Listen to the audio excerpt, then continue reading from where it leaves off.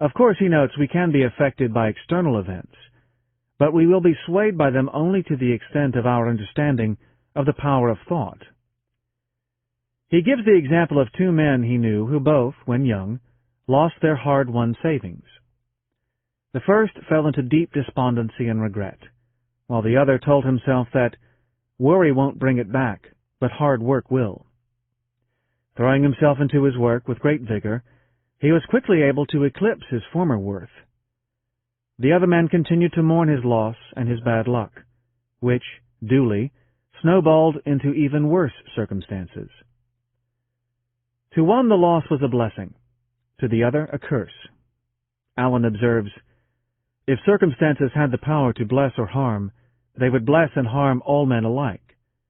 But the fact that the same circumstances will be alike good and bad to different souls proves that the good or bad is not in the circumstance, but only in the mind of him that encounters it."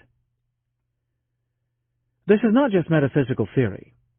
In his psychological classic, Learned Optimism, Martin Seligman notes that people with a positive explanatory style quickly get over setbacks and prosper.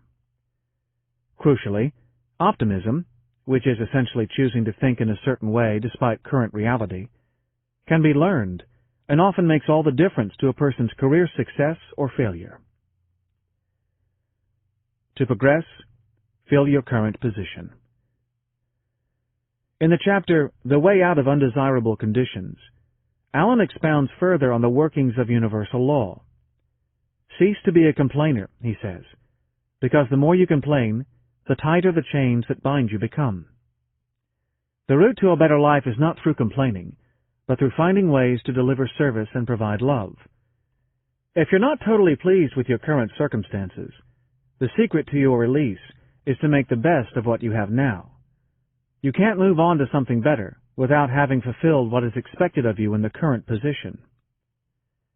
If you are living in poor or cramped accommodations, keep your space spotlessly clean and make it as charming as possible. Only such an effort will attract the house that you deserve. If you are suffering under a terrible boss, absorb the negative comments and see the situation as an opportunity to practice patience and self-control. In time, it is you who will become strong, mentally and spiritually. Shake off the delusion that you are being injured or oppressed by another, Allen tells the reader. You are only really injured by what is within you. There is no practice more degrading, debasing, and soul-destroying than that of self-pity. Masters the self and gain everything. Allen himself would spend the first hour of each day in a quiet spot looking down onto the sea. He saw this time not as a luxury, but a necessity. If you would walk firmly and securely, and would accomplish any achievement, you must learn to rise above and control all such disturbing and retarding vibrations. You must daily practice the habit of putting your mind at rest, going into the silence, as it is commonly called. This is a method of replacing a troubled thought with one of peace, a thought of weakness with one of strength. In our busy world, it can be hard to believe that strength comes from silence. Yet many people note that their most valuable ideas and their most loving acts are born in still moments. In addition to lifting anxiety, we gain illumination, arrive at correct judgments, and our scattered thought forces are reunited, bringing us back to the right course of action. Our worries are mostly illusory, the result of either ignorance or lack of faith.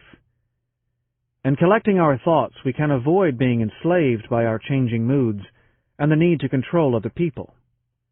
Allen writes, "Give up that narrow, cramped self that seeks to render all things subservient to its own petty interests, and you will enter into the company of the angels, into the very heart and essence of universal love." He goes on to say, "There is absolutely no other way to true power and abiding peace but by self-control, self-government, self-purification.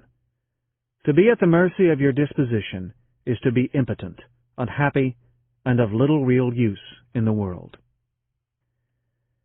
The paradox of real prosperity is that it comes to those who forget about themselves in providing service to others.